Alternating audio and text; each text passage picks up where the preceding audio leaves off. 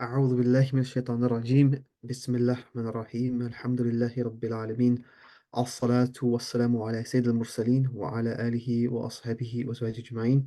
Assalamu alaikum, my dear brothers and sisters. Allah subhanahu wa ta'ala, He says, وَجَعَلْنَا بَعْضَكُمْ لِبَعْضٍ فِتْنَةً أَتَصْبِرُونَ. So certainly there are many trials that we are going to have to endure in life. And sometimes those trials can come from our neighbors, or they can come from our other community members, or they can come from the people that we work with. Maybe they can even come from your own friends. But I think many would agree that some of the biggest trials that we have to deal with are those which come from close family members. And Allah subhanahu wa ta'ala, He says, we've made some of you as a trial for others. Will you not be patient? So here we can understand that sometimes those people that are meant to love us and honor us and protect us, sometimes they harm us. And sometimes they betray us. And sometimes they are treacherous to us. The solution is very simple. Uh, Adasbirun, will you not be patient? So we take from this verse that different people are going to cause us hardship, but there are sometimes it's sometimes best to keep a distant distance from certain people. But there are some situations where that is simply not possible, and that is when we have to deal with our close and family members. What do we do? What do we do when a brother or a sister or a cousin or a an elder from amongst our close family members causes us some kind of hardship or harm? How do we deal with that? Can we distance ourselves from them? Can we cut ties with them? Can we abuse them? The answer is absolutely not. Allah subhanahu wa ta'ala, He says in every single khutbah that you hear, the Imam will most often say, وَاتَّقُوا اللَّهَ الَّذِي تَسَاءَلُونَ بِهِ وَالْأَرْحَامِ, and fear Allah through whom you ask one another what you want, and fear Allah uh, because of the wombs. Now, what does this mean, the wombs? This verse tells us three things. That number one, the reason why it says تسألون به والأرحام واتقوا الله والأرحام. Arham gives us this idea that arham is the plural of the word rahim, which means womb, implying that you come from the womb of your mother, and your cousins, we all come from the womb of our grandmother, and then your further cousins come from your great grandmother. We are all connected through a womb, and that is either going to be the womb of our mother or our grandmother or our great grandmother. So Allah subhanahu wa ta'ala reminds us that we are all connected through one womb if you go back far enough. The second thing that Allah subhanahu wa ta'ala He tells us in this verse is that when you deal with these people that whom you are connected through the womb, so these aren't your friends, these aren't your community members, these are your family, have taqwa. And number three, there is a family link that you ask people to help you. Imagine if your friend comes to you and asks you for help. Maybe you will help him, maybe you won't. But imagine if your brother or your sister or your cousin comes to you and they say to you, by my mother, by my father, I need your help. You share the same mother and you share the same father. They say to you, in the name of my grandmother or my grandfather, who we both are related to, I need your help. This becomes very, very heavy on you because now you are bringing a name which is so beloved and so dear to you. So this verse tells us a few things. That number one, we can't cut ties. Number two, we must fear Allah in how we deal with these close ties. Number three, we are related through a bond of not only brotherhood but of blood as well. إن هذه الرحمة شجنة من الرحمن فمن قطعها حرم الله عليه الجنة. It's a very, very heavy hadith by Sa'id ibn Zayd. He says, verily this womb is a branch from the merciful. Whoever severs relations with it, Allah forbids him from entering paradise. So we cannot cut the ties of kinship. And I know some of you are listening. This is very, very hard. It's very difficult. Maybe many of you or some of you have had disputes with family members that have lasted a month or years.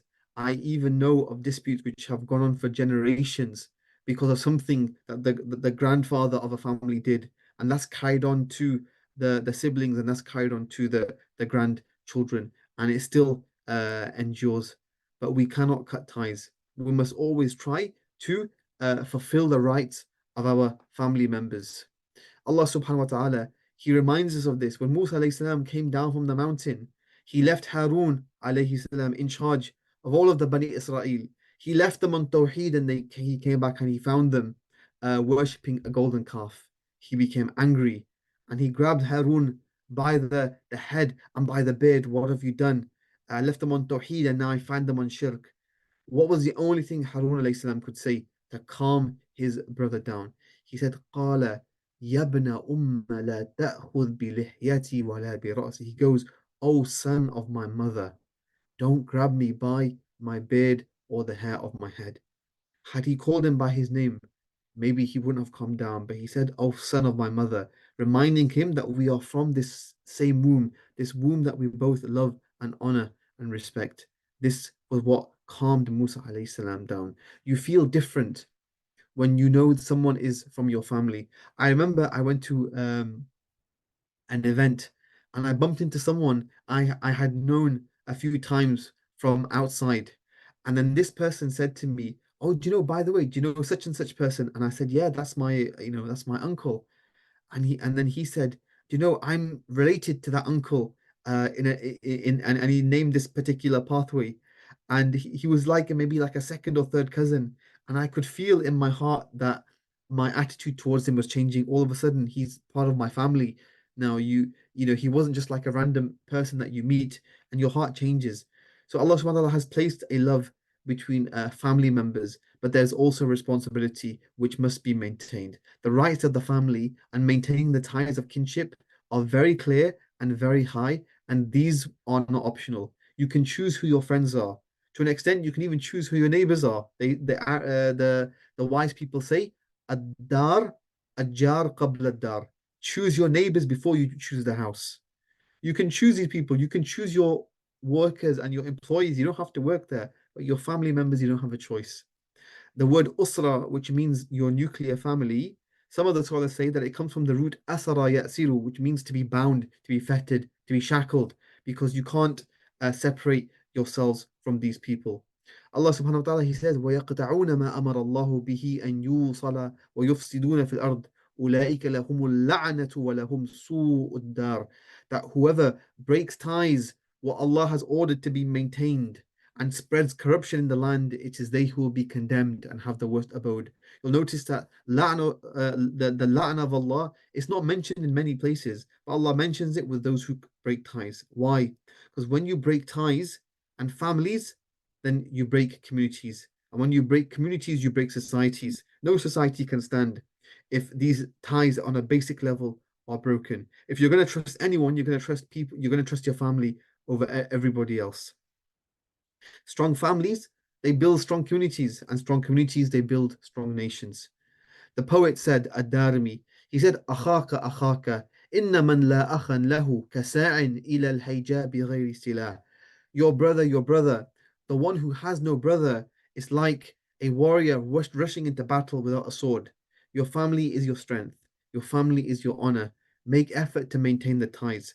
I know it's hard and I know it's difficult. Why is it hard and why is it difficult, especially when you're dealing with family? I'll tell you why.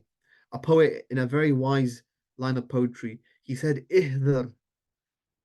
He said, "Ihdar aduwaka marratan wa sadiqaka alfi marratan." He goes, be cautious of your friend just one time. Be cautious of your enemy just one time, but your friend 1,000 times. Why? فَإِنْ انقلب الصديق فهو أعلم بالمضرة. If your friend was to betray you, he knows exactly where to hurt you. And by extension, your family member, he knows exactly where to hurt you.